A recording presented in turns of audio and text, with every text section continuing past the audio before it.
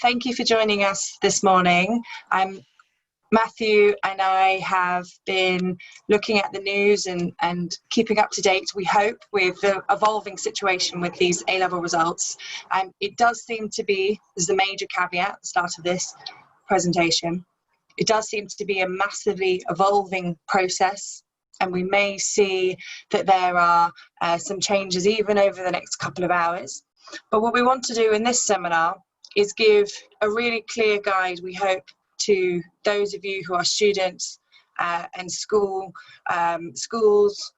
but also those solicitors or other helpers who are helping those young people to navigate what is a pretty confusing system for appeals at this point. We can also see questions that we've had in advance of today's seminar. We've tried to knit in most of those questions into this presentation, and we're also going to produce a follow-up document. You might have seen the one that we did on the morning of results day. We're also going to issue a follow-up document that will hopefully take into account new guidance, if any, from the Department for Education and Ofqual, but also a number of different interesting things that are emerging from schools and from students about the sort of things I think that maybe the government didn't expect or should have expected perhaps as a result of the system that they adopted. So in this seminar, I'm going to give you an update at this first part on what's been happening nationally. It's been a bit of a flurry, so I'm going to try and give an update in that regard. Then what I'm going to do is just to explain what all of these different things mean. So what is a CAG, what is a predicted grade, UCAS, Ofqual. A lot of this will be really obvious to some of you, and others it will be what's the difference between a CAG and a predicted grade and a mock and so on. And then probably the bit that's going to be most interesting to most of the students here, what do I do if I've got really unexpected grades or grades lower than what I was predicted, or grades lower than my mocks, or grades lower than my CAGs, or some other issue has come up? What do you do about that? What kind of appeal might be open to your school or college to help you through the process of getting to, say, university or your college or next steps with your education? So we'll have a look at those rights of appeal open to centres, and then I'll also give you some advice, this is for students, on what's called subject access requests. So that means sort of getting some information from your school about the things that they put to the exam boards. But most schools, as far as I can see, have provided the central assessed grades, predicted grades, but some choose not to do that, which is different. All schools are different, so we'll have a look at that sort of information as well, so you can use it. So this is a sort of just a couple of headlines from the different types of issues that we've seen over the last couple of days. There have been numerous stories about young people who have been denied places at med school, denied places at Oxford, denied places at whatever university, because their grades are so much below their predicted grade or below their centre assessed grade, mock grades, and ending up with these seemingly bizarre results, in particular seeing U grades for exams that young people have not even entered, which I think is really encapsulated by the idea of the shock and disbelief. A lot of people saw this coming, but it was still a gigantic shock for most people on Thursday last week. So these are a couple of tweets and a couple of stories about the sort of things that have been happening nationally. These are some headlines from this morning. So you'll see that it's a very political issue. So some ministers from the other side, from the Labour Party side, are saying, we should be looking at teacher grades rather than the grades that were produced by the Ofqual system. There seems to be a bit of a debate between the Department for Education and Ofqual about the A-level results and how they should be dealt with. There is, of course, concern about how GCSE results are due out on Thursday. What does that mean? Should they be delayed, given that they're using a very similar statistical standardization model with a similar limited appeal route available to them. And so there's a lot of pressure today. There's protests today at the Department for Education and across the country to try and kind of put pressure on the government to fix what looks like it's being argued to be an unfair process. I popped in there Northern Ireland this morning, which has a different minister to England. So the minister you may have seen on television is Gavin Williamson. He's the Secretary of State for Education in this country, in England. Northern Ireland has a different education minister, and what's interesting there is that this morning they have decided to award GCSEs based on teacher predictions, so not using the model. A very similar thing happened a couple of, now about 2 weeks ago with Scotland, where in Scotland they also had this model, a sort of similar standardisation model, slightly wider appeal routes available to those young people. But even in those circumstances, the Scottish Government decided to, again, revert back to teacher predictions rather than use the model. So it's very interesting to see these countries very close around to England, and it's not clear yet whether there will be any kind of further change from England, given that our Education Secretary, Gavin Williamson has said, we aren't going to change that and we're not going to go back to teacher predictions. That's at least what was said over the last couple of weeks. But there have been a number of changes even over the last week or so, for example, with using mock grades or not using mock grades and so on. So watch this space with that. So what I wanted to explain is how we got to this point. And I think that may help in working out what are we then trying to do to fix it, to understand how appeals can then be dealt with for young people who haven't got the grades that they believe and their schools believe that they deserve. So what happened back in March, at the end of March, this was the start of proper lockdown. The DFE means Department for Education. The Department for Education issued a direction to Ofqual under the Apprenticeship Skills Children and Learning Act to put in place a model that meant that they could get that young people could get grades without having to do exams. So Ofqual was tasked with having to create a system that meant that you couldn't take an exam, but you would still be able to get a grade, and that would be based on lots of different pieces of information. And they also had to make a system that was fair for all young people in the UK, bearing in mind that there are 5 million GCSE results coming out on Thursday, so thousands and thousands and thousands of young people, and their results were all hinging on this. There was some discussion about making delaying exams, doing exams, all of the exams later on in the year, but nobody really knew how long coronavirus would last. So there was real public interest in getting these results out as soon as possible, or at least, as soon as could be possible in August, so that children could move on with their lives rather than having to wait or retake a year. That would have created arguably more problems.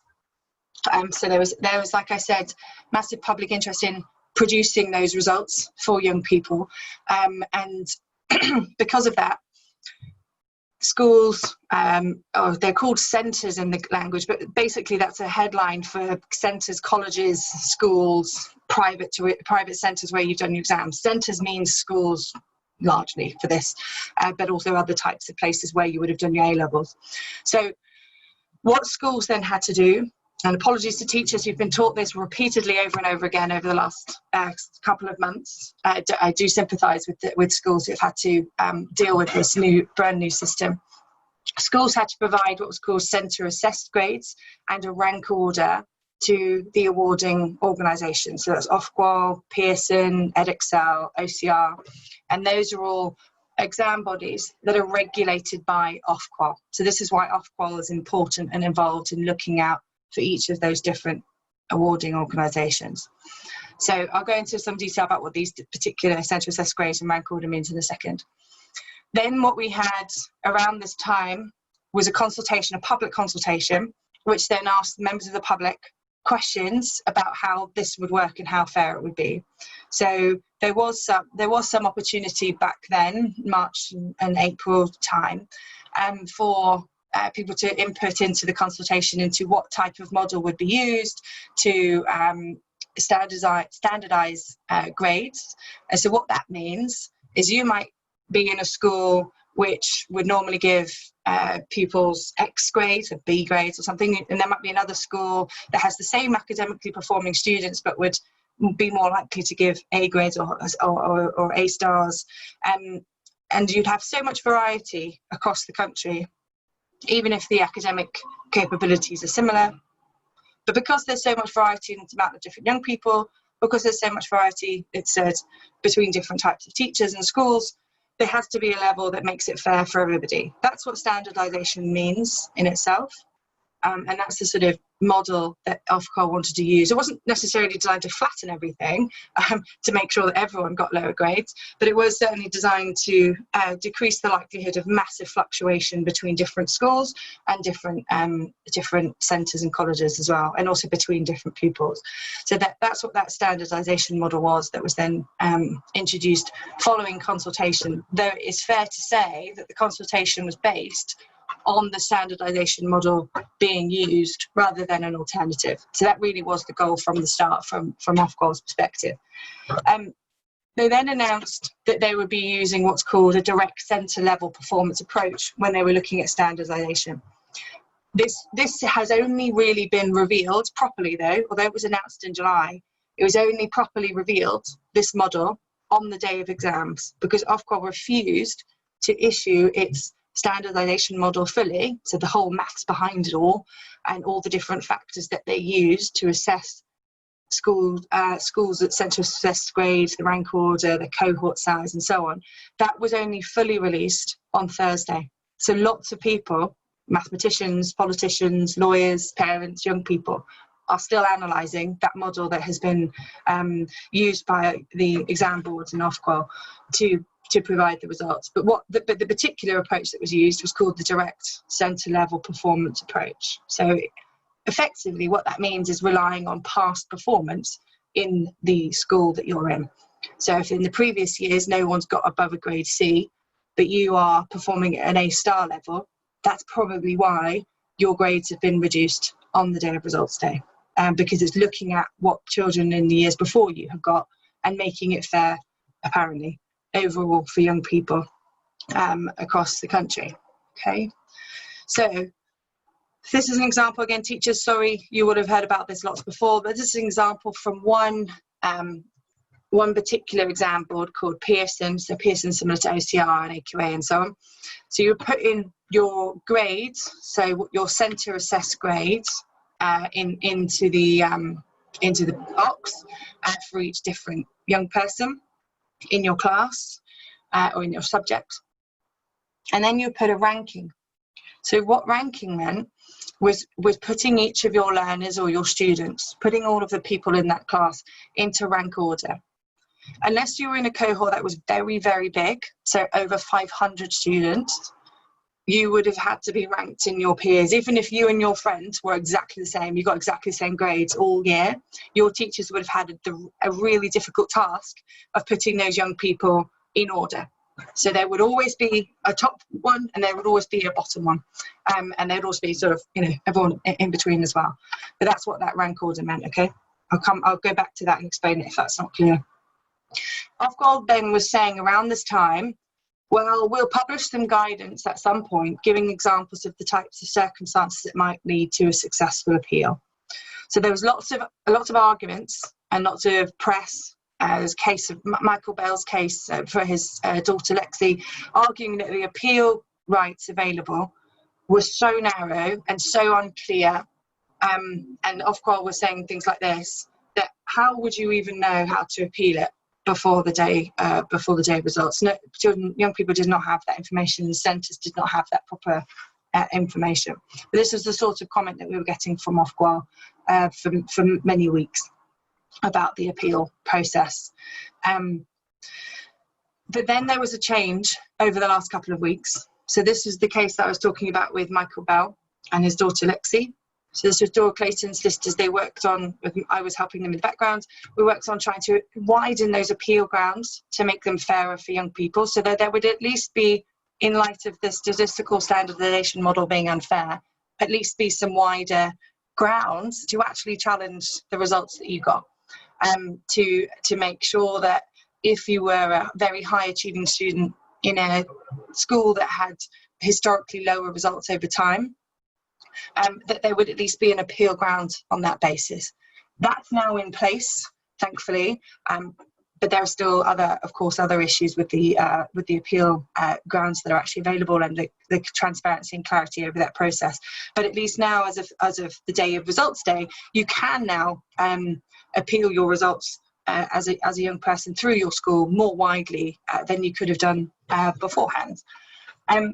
So going back to some of these definitions, so you will see in the press a lot of words about centre assessed grades, CAGs, and so on.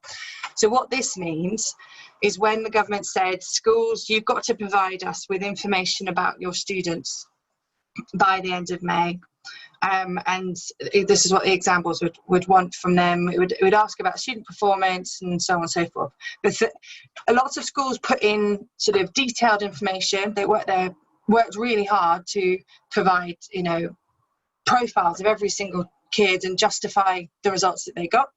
But some examples didn't really give the opportunity to widen that information that was given. For the most part, it was just the grade.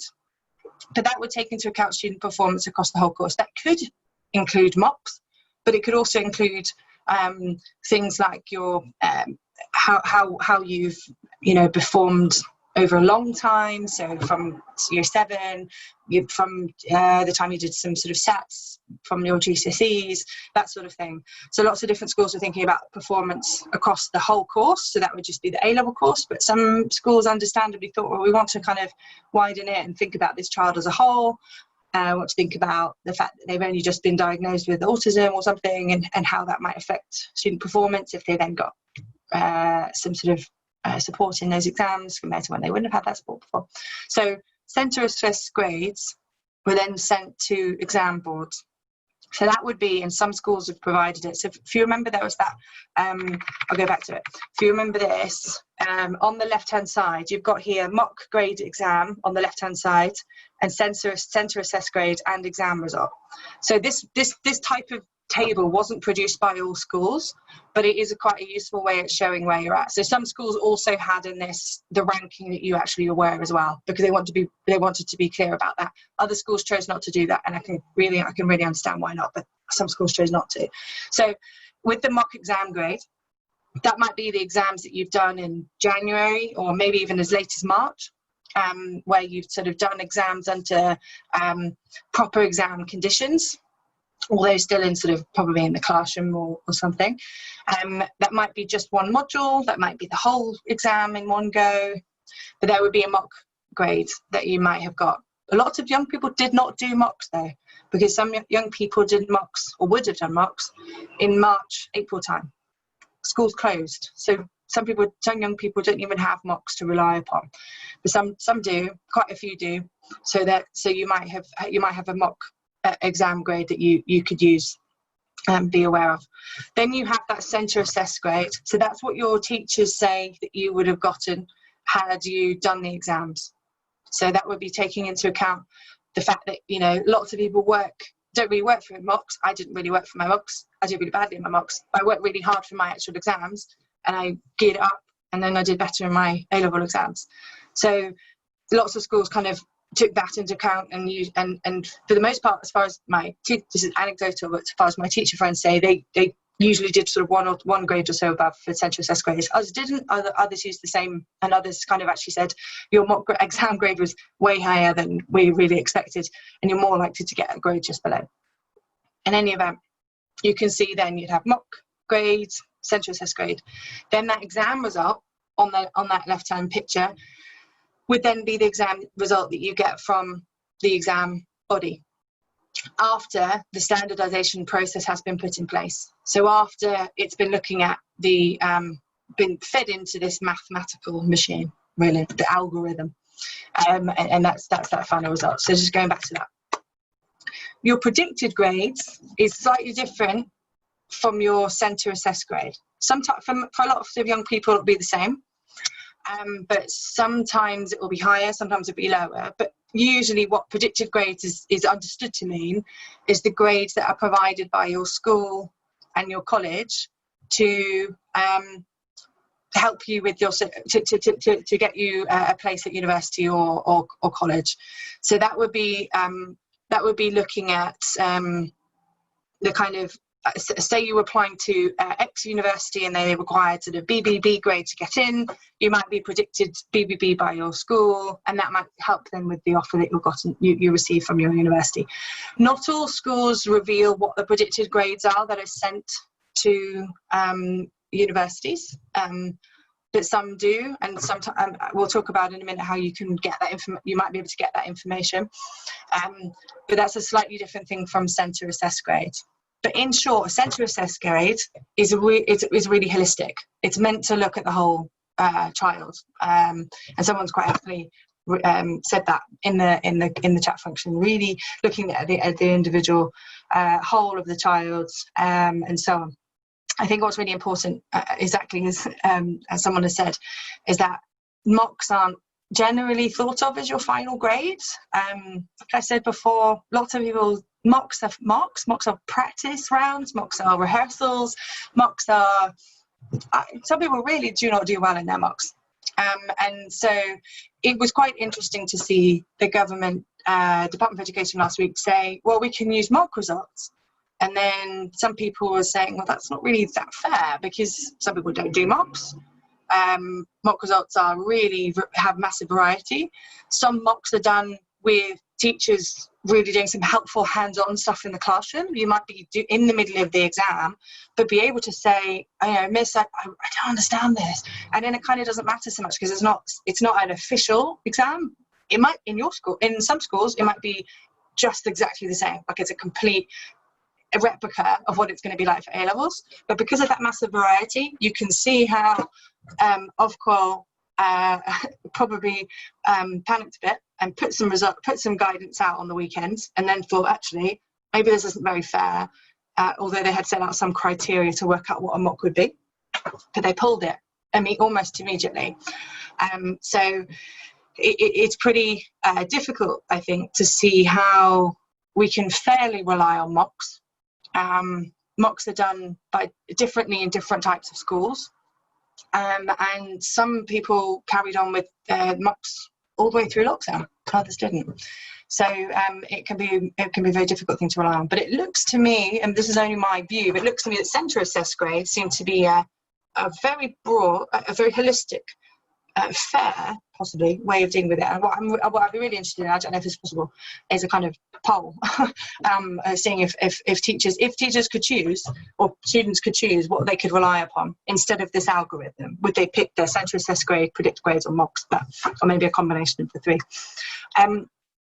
So UCAS, in fact, I'm sure all of you know what this is, but this is the advice and admissions service for students. So they look at university and college admissions, and that would have been what was being checked in the morning of on Thursday. You would have been finding out had you met your offer, or had your university been flexible with you and given you your place, or not given your place, and so on.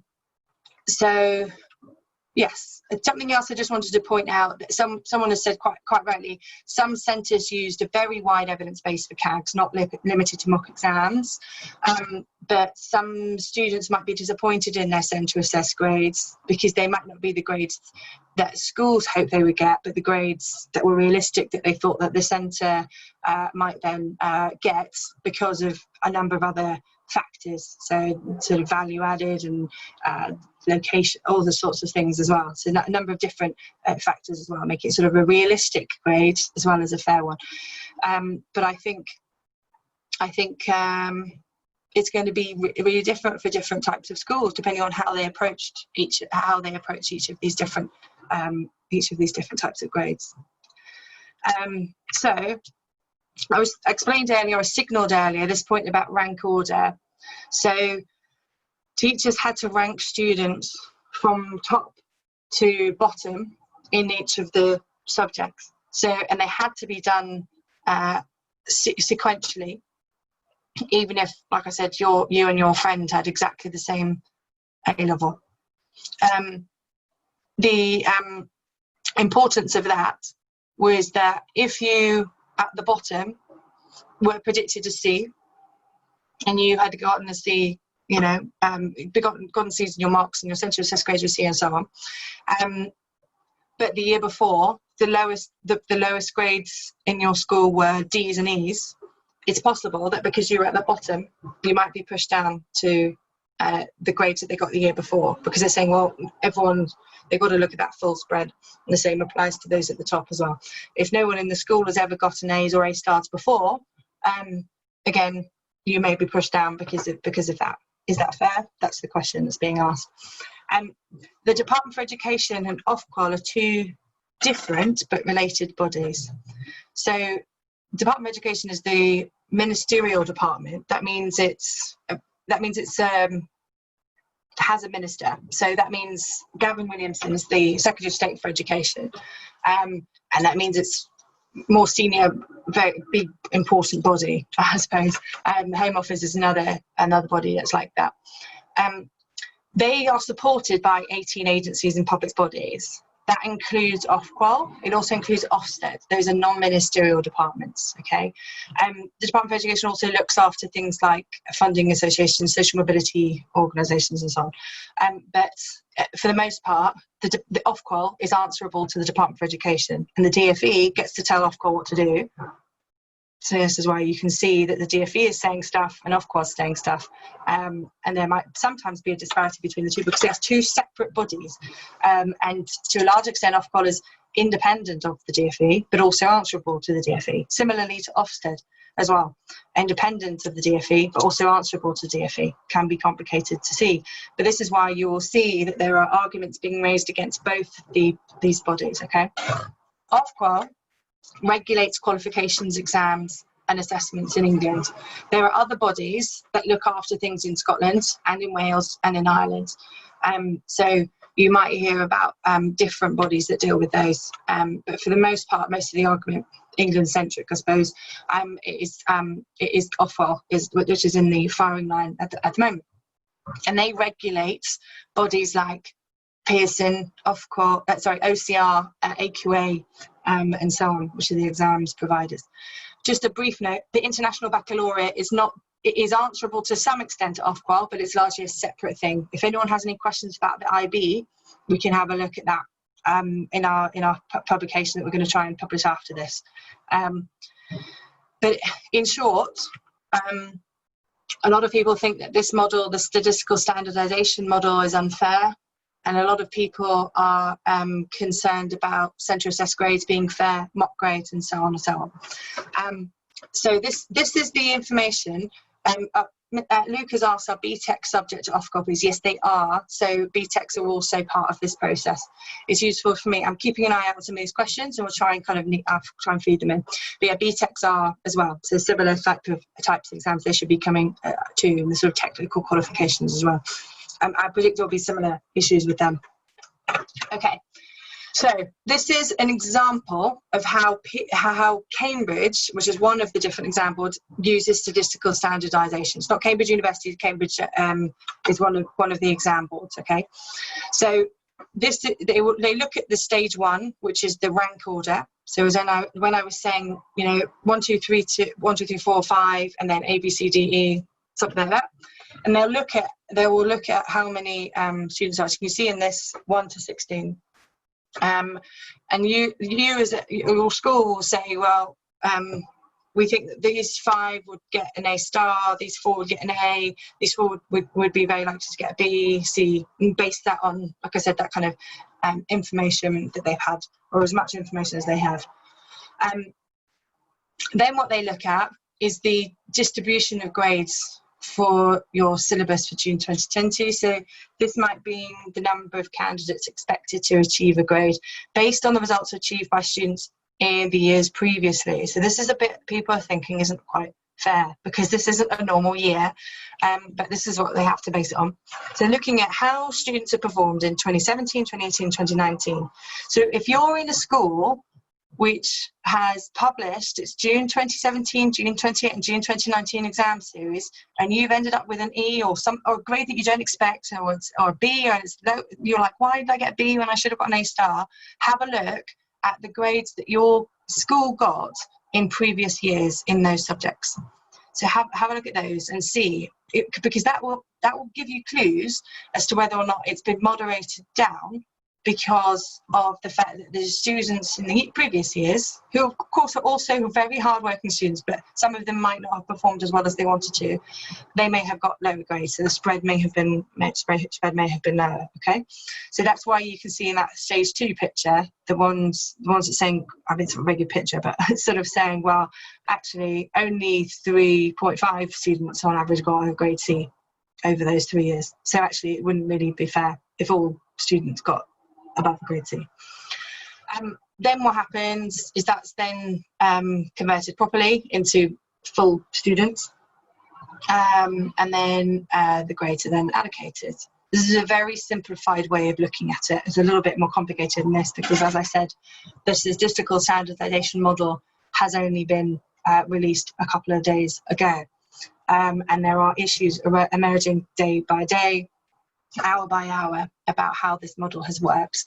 But effectively that's what happens. And as I said, look at the grades that you have had in that school in previous years. That's a really good clue. And also look at your ranking in the year as well. Okay, so what happened on results day? So results day, 13th of August, and on that day Ofqual was released, as well as the model, released a research document. Why they didn't do this before, but they did it on the day, awarding GCSE A-level results interim report. And then what they have said is that 30.5% of A-level grades and 8.2% of AS levels were downgraded from 2 or more grades. It's about 30,000 grades, sorry. So that's, I mean, it might be that's quite a lot, but the Department of Education is saying, well, actually 97, I'm not very good at maths, 97% of young people actually got pretty much what their grades were from the central assessed grades, just one down. So, but that's still 30,000 grades is probably, if you do think about 3 A levels, possibly around 10,000 young people who've had downgrades of 2 or more grades. It's quite a huge amount of young people who've been affected by this. But that's 2 or more grades. Even one grade down from your central assessed grade is going to be enough to knock some people out of getting their university place, particularly if you're doing sort of medicine, vet med, those sorts of courses, or if you've applied to a Oxbridge type university. That interim report then also included the DCP model. So if you remember, I explained the DCP model was the direct centre level performance approach, the DCP approach. You may start seeing this language about DCP approach over the next few days as well.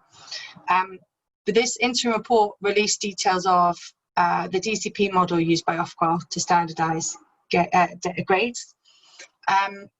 This bit was new and this bit was interesting. So the interim report confirmed that for large numbers of students, their issued grades have been determined wholly or largely by reference to their school's historic performance in the relevant subject. So this was made much even clearer. There was also some concern that actually value-added issues. So some academies may have this problem. I'm sure there are academies representatives here that may have also applied, and postcode lottery and that sort of thing as well, been applied to the standardisation module too. So these sorts of things are also being revealed, and that's why there is this challenge based on unfairness. In the last couple of days, like I said, Ofqual had released information about mock exam results being included. Like I said, there were quite a few problems. You can see Ofqual board. So Ofqual board is a sort of management board for Ofqual. I don't know how many people that would be, so say maybe 10 people. So they appear, according to the press, to be arguing about whether or not mock results could be used. that information was then pulled, as it says on the right hand side here, that was pulled hours after it was released. So at the moment, schools don't really know exactly how to appeal, because what are we relying upon? What information are we relying upon? Are we using mocks? Are we not using mocks? Are we using some other information? It's not particularly fair. So there are these legal, I'll talk about the legal challenges in a sec, but you can see why there are legal challenges saying this is a mess, it makes no sense. But watch this space, because there will undoubtedly be clarification on mock results and how much they are going to apply to appeals. And I think where it will apply will come from the different appeal grounds that you have already available. And what Ofqual will do, like I did before with the Bell case, is widen that and make it clear, one hopes, to clarify whether and how you can include mock results as well as other information about each individual student. Just headline, I was just reading the Guardian blog this morning. There is push from a number of different people to rely just on teacher assessed grades or CAGs. There are some concerns about that because of grade inflation. But a lot of people are saying trust teachers. There's clearly political debate about that. I'm not going to get into it, but you can see how there are these sorts of things are being said. But what's really difficult, and Matt will talk about this when he comes onto his section, is clearly there's going to be lots and lots and lots and lots of appeals. And schools are going to have to be dealing with a huge swathe of them. So this is my advice for students, is be patient with your schools, because they will not be dealing just with your appeal. They will be dealing with loads of different students. It's just been asked whether teacher assessed grades are the same as centre assessed grades. Effectively, yes. So teacher assessed grades then have to be signed off by the head of centre, and it's those things that then go after the exam board. So just some advice for students. If there are any young people here, I'm pretty sure there are, or there are going to be parents here. I'm sure you've done this already, but call the university, ask them what's going on, tell them, and keep them in the loop. Send them an email saying you want some information, leave your phone number, give them some information of your parent or whoever looks after you to have that a call back from them. Explain that to the university your grades are below the grades you expected to obtain, and ask whether they'll still offer you a place. Quite a lot of universities have revealed that information already. Lots of universities are saying that on the day, whether that was automated or they thought about it in advance, it's not clear, but each university is going to be slightly different. Universities aren't pausing, in short, to wait for appeals. Some of them are, some of them aren't. So it's just really important to make sure you get under the nose of the university and say, you know, I've received or loads of grades lower than I expected. But I'm going to be challenging it, and I'm going to challenge it on the basis that the previous grades were not representative of my cohort and what my abilities were. This is for students. Some centres might be writing to universities directly, but they're also going to be dealing with individual appeals to the awarding organisations, so to the exam boards themselves. So again, bear in mind that your school is going to be working really hard to try and advocate for you in lots of different ways. And they will know that some of you have missed out on your university places. Some universities have said that they will be waiting for the result of an appeal. In fact, quite a few have, and I think they're probably going to be made to do that. But others will be saying that they're full and they can't change the positions anymore. So you've got to look at each individual university's press release, keep up to date with how they're doing things and what information they're providing. Lots of alumni, so alumni means sort of people who have previously been at the university, who were students at that university, have been writing to their old university and saying, please honour the offer. Honour the offer. You might have seen that on Twitter. And some places, so some university colleges, Wadham College is one, Oxford, have been honouring the offers that have been made by the Oxford colleges by saying, well, you've already gone through a horrible year, but you've also gone through quite a huge and sort of high-level assessment by those particular universities or particular colleges in order to be given a place. So actually those colleges might be honouring the award, even if it's way lower than what your exam says.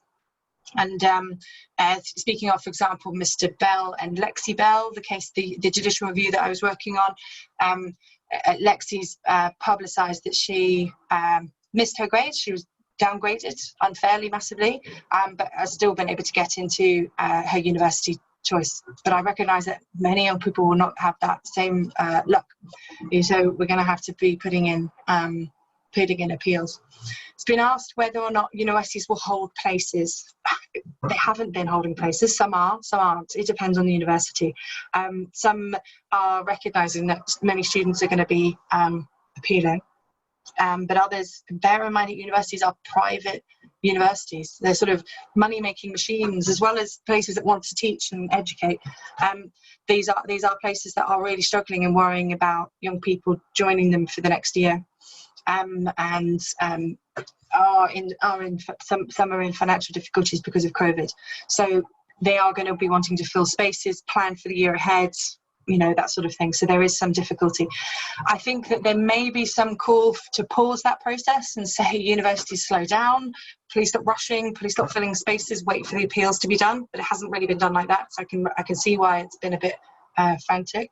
Because this is why my advice is to make sure that you are writing to the university and explaining the basis of explaining that you're going to be appealing and effectively asking them to wait, and that you will be you know that you recognise that your appeal will hopefully be successful and so on. But I do know that there are some universities, and this includes the Oxbridge colleges, that are saying if you appeal, I'm afraid you're going to still have to start in 2021. So I am hugely sympathetic to the fact that even if these appeal grounds are made much wider, we'll still have major difficulties with the fact that university spaces are full, and that universities are saying to young people, you're going to have to do the exams in a year's time. Now, if that happens to you, and that's what's as Anna said, not all Oxford colleges are doing this, but some are saying this. If that happens to you, the first thing I would say is stay calm. If you are told if you're not going to be able to go to university yet, I recognise it's going to be horribly difficult financially. It could be just because you really want to leave home and go and do something else. There will be options available to you, and there are lots of amazing bodies out there that are helping students who have been unexpectedly delayed in their starts, and they have had their lives really messed up by coronavirus. I know that other young people might be thinking that they could redo some of their exams in autumn. So there's an autumn series of exams. Those are still currently going ahead. Those could be, I don't know how many people are going to do them, because we may then now have the ability to roll out centre assessed grades. So maybe young people are very unlikely to want to actually do the exam. I can totally sympathise with not wanting to do an exam at all at the moment. But it does seem to me that universities may be told, although I don't think they can be compelled or injuncted in a legal sense, told to be flexible and to wait. But we're going to see some real variety across the university sector, and we're going to see some examples of fairness, and we're going to see some examples of more rigid universities. So this is why I have also put the information here about clearing hotline. So because there's going to be some unfilled courses, there's always unfilled courses, you can have a look at the results clearing part of the UCAS website. You just need your clearing number, your track. If you're going to track in the condominium status, you can find your clearing number, and you can go through that process. If you want to just crack on and go to university, and you don't necessarily mind where you go, you can go through that particular route. For the lawyers here, I am a bit concerned about the fact that clearing is carrying on, because that then means that young people are filling the spaces where other young people have missed their spot. So I'm wondering if maybe there's something interesting here, whether or not the government should say that clearing should pause, possibly. I think that might be sensible, but hasn't happened yet. And quite a lot of spaces have already been filled and courses are full. There may be something that happens with the clearing process, because even if, as I said, even if appeals are widened, we're going to see some broadening here of the process. But be prepared to wait. And I think that we're going to see some flurry of activity over the next couple of days. But you're going to need to keep in touch with your university, and be kind to your school, who are going to be dealing with hundreds of applications probably for appeal. So be patient and don't panic, because I know that there are loads of you who are in the same boat, and I know that a lot of you will be feeling like your life is over. I get it, I totally get it, but you're going to be all right, and you're going to get through it. And there's lots of really good support places around for you to get some support too. So keep an eye on the appeals guidance that's online. This is going to change. I've highlighted it. It's going to change, but there is some guidance out there at the moment from each of the different awarding bodies, Wales, England, Scotland. And also keep an eye. I'm not that sure how good the exam results helpline and Ofqual helpline is going to be at the moment. I mean, you can give it a shot, but I think because they are probably given as much information as the press is at the moment, or you don't really know how helpful that's going to be. But you can, by all means, try giving Ofqual's telephone number a call to see if they have any further advice. But I've also put a mental health support number down at the bottom there, and don't be afraid about giving them a call. There's a text messenger service as well as a kind of email type support thing as well. And there's loads of protests as well. So if you feel like joining in, wear a mask and go to a protest if you like. Soraya Schiller has asked if you can screenshot this. We're going to make this PowerPoint available afterwards. So you can definitely screenshot it if you like. But also please feel free to wait because our marketing team are going to put out a copy of this PowerPoint afterwards as well. I've got some information about subject access requests. I'm really conscious that I've been talking for a long time, and my lovely patient colleague, Matthew, is also going to be talking about subject access requests. So I might leave that to him because he's extremely good at explaining information law. And so I'm going to leave that, but this is something you're going to think about as a student. So stay on. If you haven't been given the information that you need from your from your school, or UCAS is being a bit confusing, stay on board and listen to how you can deal with subject access requests as well. But in short, at the moment, you can appeal for these 3 reasons. So an admin mistake, an error in calculation or communication of those grades, or the bottom one, which is more substantive, if it's cohort, so that means a group of students, grades are lower than expected because previous cohorts were not sufficiently representative of the current cohort, okay?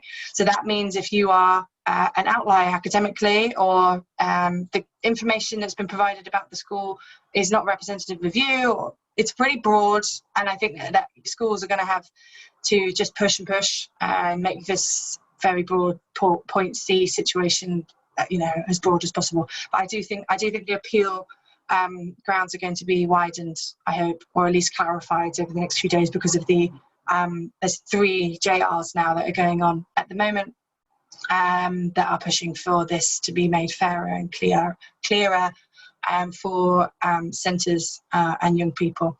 So there is some, I'll put this is going to come out in the slide, but there is a particular condition that you can rely upon called, very, very cool and trendy name, CQ-COV51B. You can rely on that to look at an appeal on the basis of your kind of being an academic outlier. A JR is a judicial review, so that's a public law challenge, which is when you challenge, in this case, a government body or public authority for doing something that they are that's wrong or irrational, and so on. And some awarding organisations were charging a fee for these appeals, but I think they're not really doing that anymore. I'd be interested in seeing some information from schools about that. So that's my details.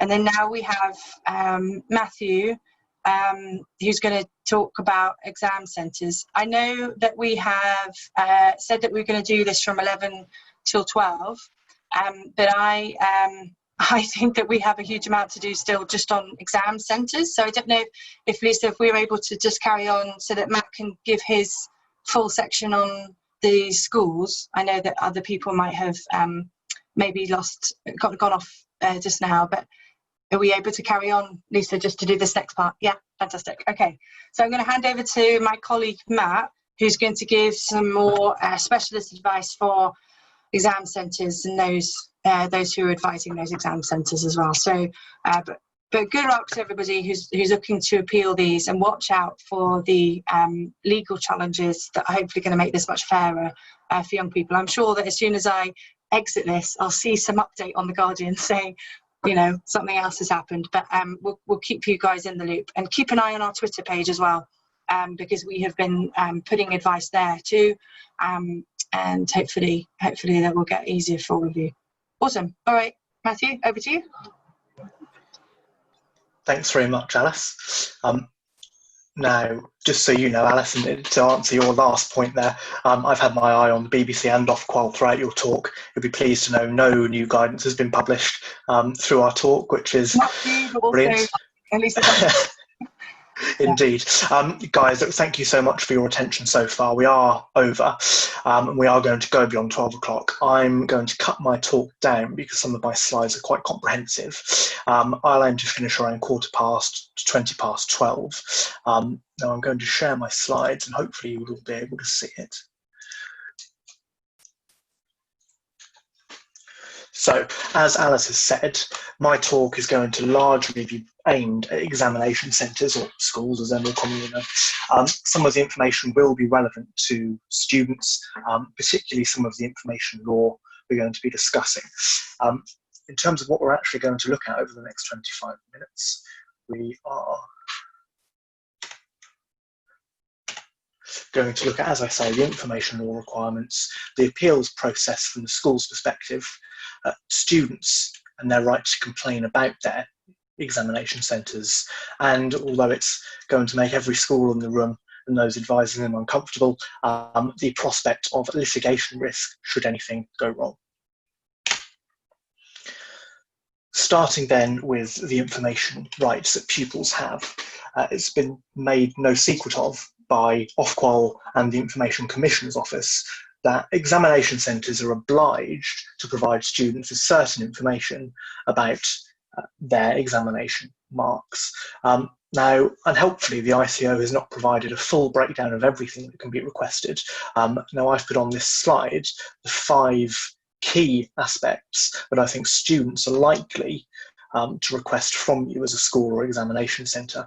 For the students watching who've paid great attention to Alice's talk, these are what I would suggest that you seek as well. Firstly, your CAG or your centre assessment grade. Secondly, your rank order placement, and we'll come on momentarily to what happens when you're in a very small school. Thirdly, your teacher's assessment of you. Fourthly, the comments made internally by teachers on those. And then fifthly, a record of your past academic performance. Now, most schools will be aware that what students don't have a right to get is any information that they've recorded themselves. So commonly that's in terms of examination scripts, coursework that's been submitted. And that same exemption applies here. So when we say you need to give candidates a record of their past performance, what we're talking about is more likely to be the summary of their performance. So, for instance, Matthew got 4 A's, 5 B's, 7 C's, and a D, whatever. You don't have to give complete breakdowns, coursework, scripts back, etc. It's only a summary you need to give, and importantly, it's only a summary that the students have a right to. So that's what you are obliged to give and what you're not obliged to give. The question then is, how do you provide that information? And it seems to me that there are 2 options: voluntary disclosure or subject access request. Now, voluntary disclosure is what, as Alice suggested earlier, some institutions have been doing, and we've seen online and through other connections that some schools, when they've been giving out their brown envelope with the A-level results in, have also been enclosing another sheet of paper that outlines the candidate's CAG and their rank order placement. Now, there's no reason why you shouldn't do that. The only risk really is that it may give rise to more appeals than if you didn't do that, i.e. there may be some pupils who are content with the mark that they received. However, when they see that actually it's been based upon centre assessment grades that are potentially lower than they were expecting, it could make them want to appeal. That, insofar as I can see, is the only real risk to schools in doing that. The second option then is the subject access request, and this is undoubtedly something that all schools are familiar with. Pupils may be not so familiar. In effect, this is the legal way in which you can go about getting any personal data that's held on you by your school. There are various things that you can request. So you can request things like your school academic file, but in terms of the A levels, what you're going to want to be requesting is what I discussed earlier, and was outlined those 5 bullet points. And they are things that are all required to be given to you by your academic institutions. Academic institutions, there's no point arguing with pupils over it, because the Information Commissioner's Office has published quite extensive guidance that confirms unequivocally that that is the correct position. I should mention it's probably unlikely that any new guidance published by Ofqual will change that, because as those of us who work in the information sphere will know, the ICO is the regulator, so effectively what they say goes. One unique circumstance is when you are an extremely small school, and therefore where providing rank orders may actually provide information about other pupils to the requester, i.e. if you're, for want of a better example, on a school in the Outer Hebrides up in Scotland, it's unlikely you've got maybe 4 or 5 pupils, and therefore if you provide information to one pupil, it's going to reveal personal data potentially about the others. Now, this is one area where the ICO has been particularly unhelpful in my view. Having scoured their guidance for the last 2 or 3 days, this is the only extract that I can find in their guidance that applies to small schools. And we can see pretty unhelpfully, really, what it says. So if it could reveal information about other students, you as a school, i.e. the data processor, have to decide whether it's reasonable to disclose this information rather than withhold it. Now, that, in my view, is particularly unhelpful because there's extremely limited guidance on how to make your determination as to what's reasonable. We can see it below.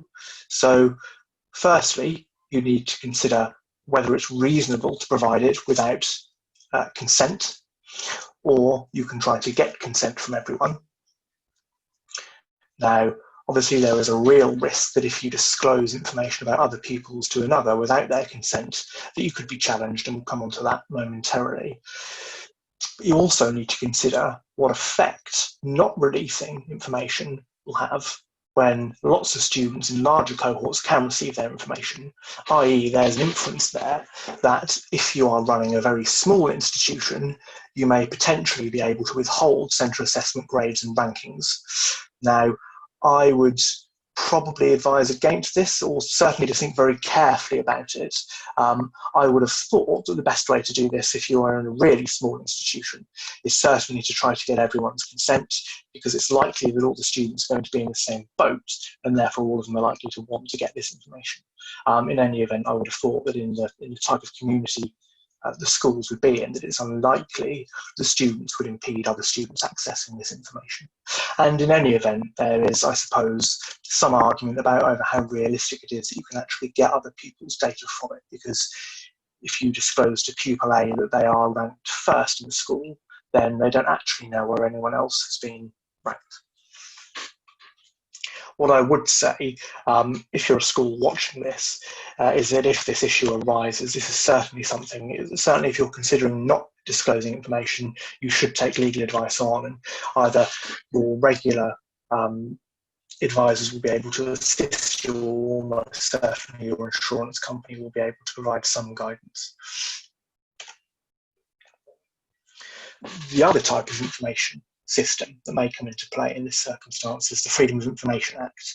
Now, Freedom of Information Act from 2000 is designed to allow citizens to access information held by public bodies, and really the duties to public bodies, which include schools and colleges under the FOIA, as the Freedom of Information Act is commonly known, are to explain to people what information they hold on them, and secondly, in certain circumstances, to disclose that information.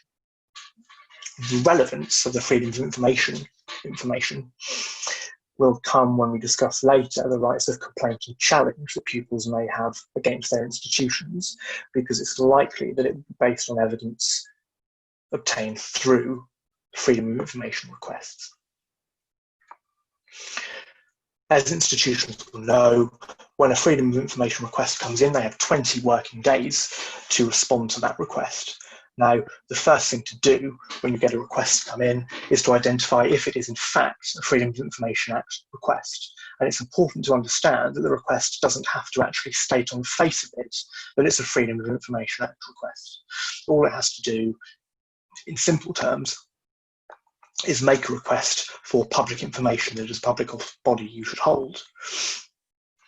Now, I'm going to be sending around after this talk, alongside the slides, a really, really helpful flowchart that's been prepared by the Information Commissioner's Office as to how to process Freedom of Information Act requests, because that is such a large topic, it's outside the scope of this talk.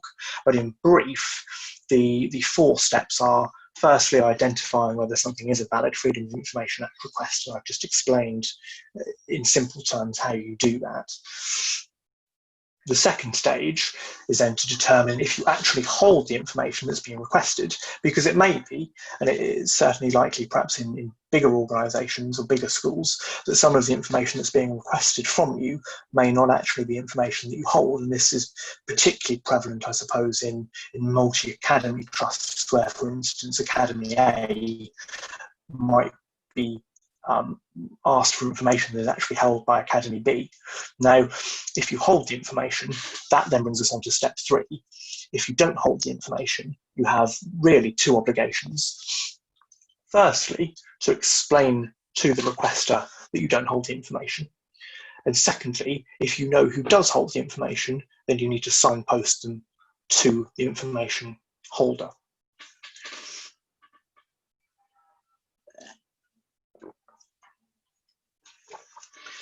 If, of course, you can't actually identify what the information being sought is because the request is so unclear, you can ask for clarification, and actually your deadline can potentially be pushed back. Step 3 then, once you've identified that you do hold information, is to collate that information. I'm not going to take you through how to collate that information, it's pretty straightforward. What's more complicated once you have collated it is working out if you have to disclose everything, and this is step 4. Step 5 is ultimately disclosing the information, and I'm not going to go into that today. But in terms of whether you have to disclose everything, the general rule is yes. If the information that's being requested you hold and it's information that you can reasonably be expected to disclose, then you have to do so. There are a number of exemptions under the FOIA to that rule. One exemption that schools will be familiar with that we've touched on earlier is you don't have to disclose information under a subject access request that students have produced themselves. So that's a similar exemption under the SAR. But under FOIA, it's broader because of the extent that the FOIA is a broader act itself. And there are 2 real types of exemptions: class-based exemptions and prejudice-based exemptions. Class-based exemptions, in my view, are highly unlikely to apply because the classes of information that you don't have to disclose are actually outlined under the Act. They're things such as correspondence with the royal family. Prejudice-based exemptions, again, probably unlikely to apply. It's more in relation to commercially sensitive information, and it's probably more likely to apply in relation to local authorities. The question, however, in my mind, is whether or not there is a public interest exemption, and if you are minded to try and avoid disclosing information based on it not being in the public interest for such information to be known, then again, it's something you should really be speaking to your insurers and advisors about, because this is going to be a potential real risk for you. Now, you've heard me mention the R word, risks, on a number of occasions, but what actually are they in relation to your information processing obligations? Well, risk number 1 is a complaint to the ICO by an aggrieved pupil. It's not an enormous risk because in the first instance, what will happen is the ICO will write you and ask you to explain why you've not disclosed things. Often the ICO gives a view on whether or not it is information that you should be disclosing, at which point you effectively have a second bite at the cherry if you want to do so. What can happen if pupils aren't content with what the ICO has said. So, for instance, if a school is minded to withhold information and the ICO supports the school, its candidates can go to the Information Rights Tribunal to bring a claim against the ICO, and as a school you can potentially be brought in as an interested party. It's unlikely to happen. In any event, there's a question about its relevance because of the timescales involved and the time in which we're going to need to provide information now, but it is a risk that you need to be aware of. The other risks concern the school actively doing things, so providing information outside of the timescales, not providing all the information sought, providing incorrect information, or perhaps most problematically, providing the wrong pupils' information to the wrong people. The claims or the risks, as I see them, really are twofold. Firstly, a claim in negligence, which we'll discuss in more detail later, or potentially a claim for breach of confidence, which is in effect, and in summary, a claim that's brought when it could have been reasonably expected of an institution to hold someone's confidence and they breach that obligation. In my view, it's likely that there is an obligation on schools to maintain pupils' confidence, and if a school does pass on information from one pupil to another erroneously, then there is a potential for the school to have breached that confidence. So that, in a nutshell, is the information responsibilities owed by schools to students.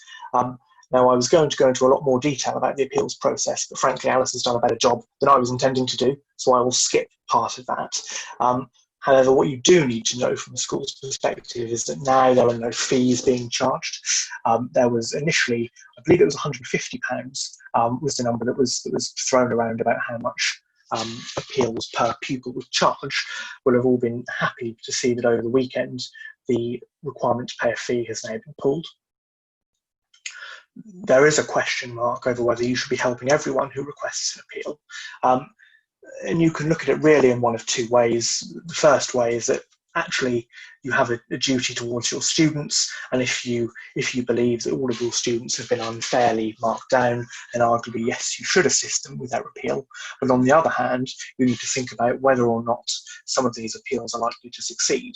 And from the perspective of the school, if you're sending in 150 appeals rather than the 5 or 6 appeals that might genuinely be successful, you need to think about the additional work and resources that that's going to burden the school with effectively. Now, the 3 grounds of appeal as we currently know them, I've set out on the slide. The 4th potential ground of appeal that we still simply don't know is about mock results. We're hopefully going to get more guidance from Ofqual today, but we never know. If you're unhappy with the outcome of any appeal that you submit, then you've got a right to go to Ofqual's Exam Procedures Review Service. I'm not going to talk any more about that because I think it's probably unlikely that anyone will get into that situation. You do, as a school, have a right to refuse to advance an appeal on students' behalf, but your obligations in this regard are to have a review mechanism in place. Effectively, students have to have a second bite at that cherry. You can't just say, no, we're not appealing, go away.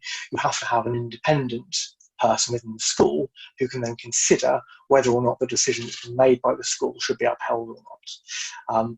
In my view, and there's very limited guidance on this that's being provided, when the reviewer is reviewing an appeal, they should consider all the circumstances of the appeal.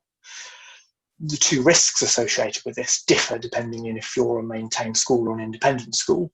There has been some discussion in the legal world about whether or not maintained schools could be threatened with judicial review proceedings if they refuse to appear on a student's behalf. Obviously, lawyers on the seminar will know that judicial review is a remedy of last resort. It's unlikely that if a student hasn't been through the review process, they will ever be able to bring one. But there is a risk, I suppose, that they could JR the review decision. And if you're an independent school, assuming that there is a potential complaint or challenge open to you generally from what's happened, then there may be a threat of an injunction also. Now, Alice has gone through in a lot of detail effective appeal advocacy, so you'll see this from my slides. I'm going to skip over it now just because of time limitations and deal with what is potentially more important to schools from a self-preservation perspective, which is the issues surrounding complaints and potential civil claims that could arise from what's happened. The two grounds for complaints are malpractice and maladministration. What that will mean in practice, I suggest, and has been widely suggested online, is claims of bias and discrimination within the process. Now, exam boards themselves can conduct an investigation if a complaint is received about an institution, and it will do so with a view to determine whether or not the results that you as a pupil were given were incorrect based on the bias or discrimination that was potentially used by the school. Now, my potential concern with this is that for public policy reasons, students weren't given a right to submit their own appeal to the exam boards. But if the outcome of a complaint against a school, and when it's being reviewed by the exam board, is that they could potentially adjust students' results, will this either, one, prompt more complaints because students may get an additional opportunity to change their grades, or does it in effect give a de facto opportunity for all students to appeal on the basis that no, on the one hand you can't bring an appeal, but actually if you bring a complaint and it's successful, the results are in effect the same. Now, this could be quite concerning for schools because it could suggest that there is going to be a potential significant number of complaints. I would suggest that it's only likely to occur if you refuse to appeal on the student's behalf. In terms of complaints, one thing I should have mentioned is that the exam boards can only conduct an investigation if students have complained directly to the school first. Now, obviously, if you're representing a school or you're a school itself, you want to try and resolve the issue at the first instance complaint process. Now, even if this means that you can't make the entire complaint go away, you want to really be thinking hard about the evidence that you're going to share with students when you submit your complaint response, because it's likely that students will then submit that to the exam board, and the more information the exam board has at the first instance, the less back and forth there's going to be with you as a school, and the less time complaints are going to take up, and the more time you can spend on appeals. There is, unfortunately, a risk of litigation rising out of all of this. It will depend on the type of school that you are, or the type of school that you're advising as to what the litigation types you're facing are. The overarching question that I've had to ask myself in preparing this is whether schools should be concerned about the risk of litigation. And my view really is this, that there's always a concern with litigation. Whether there is a significant risk of a school being found to have actually done anything wrong, I think is unlikely for the reasons that I'm now going to explain. We'll start with negligence, which in my view is likely to be the most likely complaint that schools will get. As the lawyers on the line will know, students, this is for your information as well, to show that a school's been negligent, you have to show that a school has breached its duty of care towards you and that the loss has been caused. Now, it's difficult to see how, if a school has fully complied with the Ofqual guidance in how it administered CAGs and rankings, and it can evidence that it's actually complied with them properly in writing, then it's incredibly difficult to see how a school can be said to have breached its duty of care to pupils, because quite simply, these are exceptional circumstances that we've all been going through for the past month. Schools are not usually the ones who have to set their own exams. They expect to get guidance from Ofqual and DFE, and in this regard, as long as they've complied with the guidance that's been given to them, in my view, it's difficult to see how that duty of care will have been breached.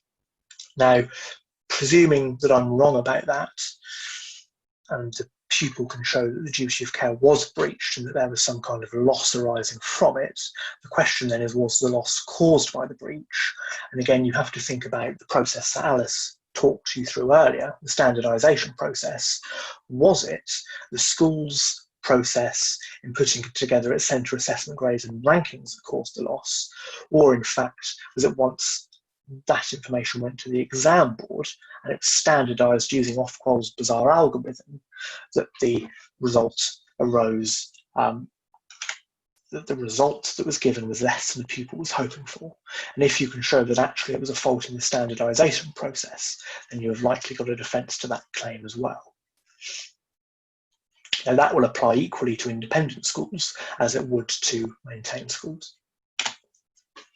The second type of claim, and one that I suspect will arise at some point, is that of discrimination.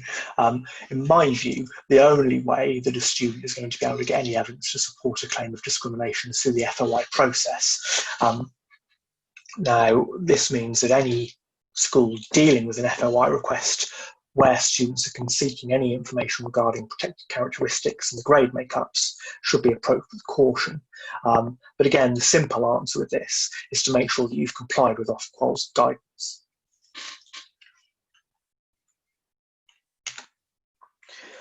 If you are an independent school, then unfortunately there is a potential another claim against you, which is a breach of contract, because obviously you have a contract between yourselves and your parents.